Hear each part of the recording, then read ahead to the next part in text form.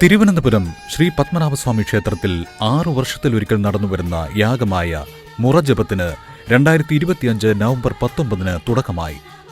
വേദങ്ങൾ ആദ്യം മുതൽ അവസാനം വരെ തുടർച്ചയായി ജപിക്കുന്നതാണ് മുറജപം.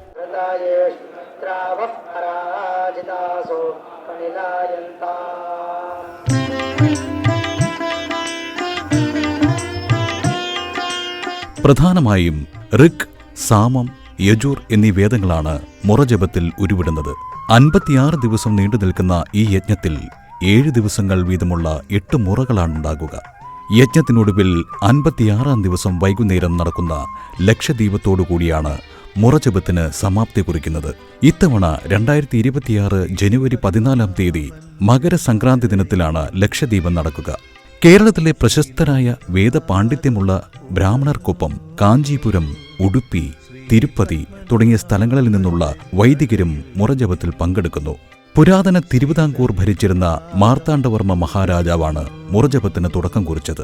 രാജ്യഭരണത്തിൽ നീതി നടപ്പാക്കുമ്പോഴും യുദ്ധക്കളങ്ങളിലും രാജ്യവിസ്തീർണം കൂട്ടേണ്ടി വരുമ്പോഴും മറ്റും മനഃപൂർവ്വമല്ലാതെ ഉണ്ടാക്കപ്പെടുന്ന പാപങ്ങളുടെ പരിഹാരക്രിയ എന്ന നിലയിലാണ് മുറജപം നടത്തിയിരുന്നത്.